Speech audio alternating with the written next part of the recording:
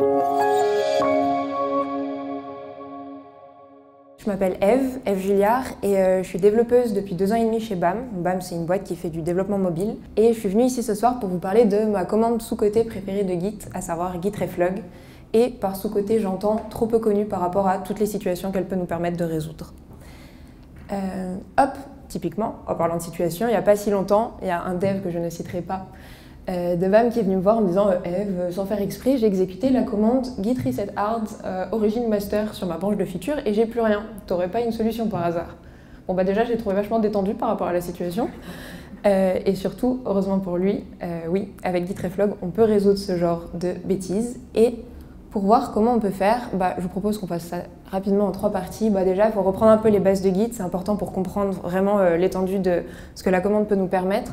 Ensuite, aller voir directement la magie que Git Reflog opère, et puis surtout la partie la plus intéressante, des cas concrets d'utilisation. Alors, déjà, on va commencer par la base des bases de Git. Qu'est-ce qu'un commit? Un commit, c'est une entité Git qui rassemble plusieurs choses. Déjà, premièrement, des métadatas, un timestamp de création, le nom de l'auteur, le message du commit, plein d'autres choses. Donc des métadatas d'un côté et un blob de l'autre. Un blob, ça veut dire une entité de data, quelle qu'elle soit. Et nous, en l'occurrence, c'est un snapshot de la codebase à un instant T. Donc, un commit, dans notre cas, il y a 2 choses très intéressantes à retenir. Déjà, c'est immuable, ou immutable, si on veut l'anglicisme. C'est-à-dire que lorsqu'un commit est créé, il n'est jamais modifié. Quand on fait une commande qui laisse à penser qu'on modifie un commit, typiquement git commit-amend, en vrai, on ne le modifie pas vraiment. Ce que fait Git, c'est qu'il recrée un commit quasiment identique avec les modifications que vous avez voulu apporter. Donc, premier truc très important, on ne modifie jamais un commit. Et deuxième truc très important, tout changement committé reste stocké quelque part sur votre machine. Donc en fait, une fois qu'un commit est créé, grosso modo, il disparaît. Enfin, on ne le modifie plus jamais et il ne disparaît pas. Il y a 2-3 petites subtilités, on verra ça plus tard. Mais pour l'instant, on retient que ça ne disparaît pas. Une autre base de Git, ce sont les références. Et le mot référence, il n'est pas très connu, mais l'exemple le plus connu, c'est les branches. Une branche, qu'est-ce que c'est? C'est ni plus ni moins qu'une référence sur un commit. Et une référence, c'est juste un pointeur qui va pointer sur un commit et qui va nous permettre de donner un nom un peu plus intelligible qu'un hash que personne ne retiendra jamais. D'ailleurs, accessoirement, une branche, on entend des fois que, par exemple, c'est un ensemble de commits reliés ensemble. C'est pas vrai, c'est juste une référence, un petit nom sympa pour un commit qui va être amené à se déplacer, parce que quand on rajoute un commit sur une branche, on a la référence qui monte petit à petit pour toujours pointer sur le dernier commit. Il y a d'autres types de références. Par exemple, il y a head. Head, qu'est-ce que c'est? C'est une référence qui représente où nous, utilisateurs de Git, on se trouve à un instant T. Et cette référence, elle peut avoir plusieurs valeurs. Par exemple, une branche. Si jamais je base sur ma feature A, head vaut feature A qui elle-même vaut le hash du commit sur lequel je suis en train de... Enfin, le dernier commit que j'ajoute à ma branche, pardon. Mais head peut aussi valoir le hash d'un commit directement.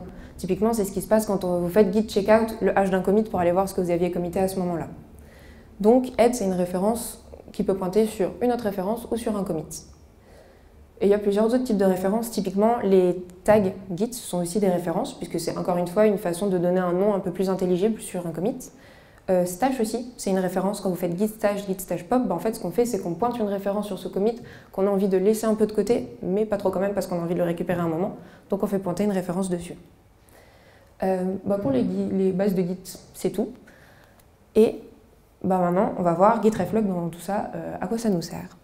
En fait, Git Reflog, qu'est-ce que c'est? C'est ni plus ni moins qu'une commande Git qui permet d'accéder à l'historique du positionnement d'une référence. Donc, on a vu une référence, ça peut être head, ça peut être une branche spécifique, stash, tag, etc. Et quand on tape Git Reflog dans notre terminal, on a tout ça qui sort. Ça fait beaucoup d'informations. Du coup, ce que je vous propose, c'est qu'on prenne une ligne et qu'on analyse ensemble toutes les informations qu'on peut trouver parce qu'elles sont vachement utiles. Donc là, j'ai mis des petits rectangles de couleurs qui correspondent aux informations différentes dans la commande, dans la ligne qui sort. Et on peut voir que déjà la première information qu'on a, c'est le hash du commit sur lequel la référence pointait à cet instant-là. Ensuite, le rectangle vert, il est optionnel. Il nous indique si à l'instant T, il y a une autre référence qui est en train de pointer actuellement sur ce commit-là. Donc par exemple, moi, quand j'ai tapé git reflog de ma feature 1 qui était ma branche, on peut voir que sur ce commit-là sur lequel un jour ma branche a pointé, actuellement il y a master dessus. Ça peut être utile. Troisième rectangle, c'est ma feature, c'est celle que je suis en train de regarder. Le rectangle rouge, c'est l'index. Ça, c'est hyper intéressant parce que du coup, les index, ils partent de 0, la position actuelle de ma référence, à plus l'infini, la position la plus ancienne. Et ça peut être vachement utile pour déjà comprendre dans quel sens se lit l'historique et puis surtout pour pouvoir revenir à certains endroits. Et ensuite, les deux derniers rectangles, ça donne des informations sur l'action qu'on a effectuée au moment où on est parti de cette position. Et ça, c'est juste une explication de l'action qu'on a fait. Donc, il y a vachement d'informations sur ces lignes-là et je vous propose qu'on prenne un exemple, comme ça on va pouvoir un peu plus décortiquer dans un cas réel ce qu'on voit. Donc là, j'ai fait un exemple tout simple. J'ai une branche main avec un commit. Et depuis ce commit-là, depuis cette branche main, j'ai tiré une branche MyFeature1 avec un commit qui s'appelle create Apple File. Et aussi, depuis main, j'ai créé une branche 2 qui s'appelle MyFeature2 avec un seul commit create Cherry File. Et depuis ici, je me suis amusée à taper 3 commandes dans mon terminal. La première, j'ai fait git reflog de ma référence feature1. Et là, j'ai 2 lignes qui sortent. Si on la prend de la plus basse, donc la plus ancienne, on se rend compte qu'au début, j'étais sur master. On peut vérifier, le hash de commit correspond bien. Ça, c'est ma feature 1 parce que c'est ce que je suis en train de regarder. L'index 1, c'est le plus ancien, c'est l'avant-dernière position de ma référence. Et de là, j'ai tiré une branche depuis ma position de head actuelle. Et actuellement, ligne du dessus, index 0, on voit que ma feature 1, elle est positionnée sur le commit qui s'appelle create Apple File. Et d'ailleurs, là, ça veut dire surtout que j'ai créé le commit create Apple File. Et il s'est passé que 2 trucs sur cette référence. Si je fais le même exercice sur ma feature 2, c'est un peu pareil. Je suis partie de master, j'ai créé une branche, et là actuellement, d'ailleurs il y a ma head aussi qui est là-dessus, et actuellement en position 0, je crée un commit create cherry file. Maintenant, ce qui est intéressant de voir, c'est si je tape git reflog tout court, en fait ça c'est un raccourci, enfin c'est pas un raccourci, mais si je précise pas de référence derrière, par défaut je vais loguer l'historique de head, donc tout ce que moi j'ai fait en tant qu'utilisateur. Et là on voit qu'il y a vachement plus de trucs. Déjà on voit que je suis partie de master et que j'ai check-out de master sur ma feature 1. Ensuite je me suis retrouvée du coup sur ma feature 1, sur mon commit create Apple File. Ensuite je suis repartie, j'ai re-check-out de feature 1 sur master, puis de master sur feature 2 et je me suis retrouvée sur mon commit create cherry file. Donc là qu'est-ce qu'on peut voir? Déjà que je suis en train de préparer ma démo, donc je me suis baladée un peu partout. Et surtout, ce qu'on constate, c'est que l'historique il est quand même vachement pollué, notamment par tous mes allers-retours que j'ai fait entre tous mes commits. Donc, dans certains cas, c'est ce qu'on veut. On veut savoir exactement par où on est passé. Dans d'autres cas, ça pollue plus qu'autre chose. Donc, mon petit conseil ici, c'est si jamais vous savez déjà la référence que vous voulez observer, vous embêtez pas avec git reflog, vous allez vous retrouver avec un maximum d'infos qui vont vous polluer pour rien. C'est tout pour la partie comment ça marche. Et là, normalement, vous êtes en train de me demander super, à quoi ça me sert moi dans ma vie de tous les jours? En vrai, ça peut servir à plein de choses, dans plein de situations. Typiquement, une utilisation abusive de git reset hard, comme mon exemple au début. Je sais que ça arrive plus souvent qu'on ne le croit, moi la première. Un rebase, interactif ou non raté. On fait notre rebase, on se rend compte à la fin qu'en fait, il y a des changements qui ont disparu, on aimerait bien retourner au début et refaire avec un peu plus d'attention. Grosso modo, en fait, toutes les manip git qu'on fait par erreur ou qu'on fait mal et qu'on aimerait pouvoir refaire. Et aussi, un petit use case un peu cool, ça peut permettre de récupérer des commits qui, on sait, ont été faits à une date précise. Du coup, on a l'historique, on peut facilement cibler la date et ça peut être sympa dans certains cas. D'ailleurs, petit bonus, pour répondre à l'exemple de l'intro, et parce que j'ai l'impression que c'est le use case qui correspond à 99% des utilisations de git reflog, comment on fait quand on a reset hard un commit par erreur, parce qu'on allait trop vite dans son historique de commande? En fait, c'est tout simple. Il suffit de faire git reflog de la branche sur laquelle, a priori, on a fait disparaître un commit. On a tout l'historique qui s'affiche, on récupère le hash du commit, et ensuite, on n'a plus qu'à faire git reset-hard sur ce hash-là, et ça va avoir juste pour effet de redéplacer votre référence sur le commit qu'on ne voulait pas faire disparaître à la base. Ça, c'est cool, mais ça se fait en 2 lignes, donc c'est un peu long. Je vous propose juste une option en 1 ligne, parce que c'est plus cool. A priori, si on vient de faire la bêtise de faire disparaître un commit, ça veut dire que l'avant-dernière position de notre référence, c'est celle où on avait le commit qu'on ne voulait pas faire disparaître. Donc en fait, il suffit juste de faire directement un git reset hard de ma branche @l'index 1, qui était celui qui représentait l'avant-dernière position de la référence. Et du coup, c'est super rapide et c'est très pratique. Git reflog, c'est trop cool. Moi, je ne jure que par ça, mais il y a quand même 2 cas où cette commande ne pourra rien faire pour vous, donc c'est hyper important de les avoir en tête pour ne pas se faire avoir. Le premier, c'est les changements non committés. En fait, Git Reflog, ça permet d'avoir l'historique de tous les commits sur lesquels une référence a pointé un jour. Donc si vous n'avez pas committé vos changements, en fait, ils apparaîtront juste pas dans votre historique, donc vous ne pourrez pas les récupérer grâce à cette commande. Donc toujours commiter, quitte à les défaire après. Ça, c'est le premier cas. Et le deuxième cas, et ça malheureusement c'est indépendant de nous, c'est si le garbage collector de Git est déjà passé. Le garbage collector, c'est quelque chose qui passe périodiquement et qui va supprimer tous les commits qui sont non référencés, c'est-à-dire tous les commits auxquels on ne peut pas accéder sauf si on connaît leur hash. Et comme personne ne connaît ça, Git, par défaut, tous les 30 jours, il supprime tous ces commits-là. Donc tardez pas trop si vous avez des changements que vous voulez récupérer. Et sur ce, merci beaucoup pour votre attention. Et si jamais vous avez des questions ou d'autres exemples dans lesquels Git Reflog serait utile, n'hésitez pas. Tu as parlé de Stash aussi. C'est un... Alors, je connais pas trop le fonctionnement interne de Stash, mais c'est un truc qui permet aussi de récupérer... En fait, déjà, Stash, moi par exemple, je m'en sers quand j'ai fait un commit et je veux juste le stash, donc c'est-à-dire je veux pas le perdre, mais je veux plus qu'il apparaisse sur la branche sur laquelle je suis en train de bosser actuellement. Donc tu fais git stash, il disparaît, il va dans un tas. Et ensuite, donc c'est comme s'il n'avait jamais été là. Et ensuite, quand tu fais git stash pop, peu importe où tu es dans Git, il va popper de nouveau. Donc il va sortir de ce tas et il va réarriver là. Et en fait, comment ça marche ça?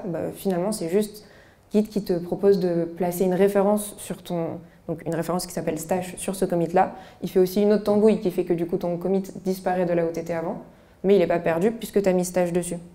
Et quand tu fais git stash pop, Git va être capable de retrouver ton commit puisqu'il l'avait rangé, il avait fait pointer la référence stash dessus, et il fait sa tambouille pour que ton commit réapparaisse. Ok, donc c'est vraiment un pointeur qui s'appelle stash. Ouais, c'est clairement un pointeur. Ça marche. Un pointeur, c'est une référence, c'est pareil. Et du coup, juste pour compléter, en fait, il commit tous les... Parce qu'en fait, moi, j'utilise souvent quand j'ai des changements que je veux juste mettre de côté, mais qui ne sont pas committés. En fait, il commit automatiquement tout dans un commit, c'est ça?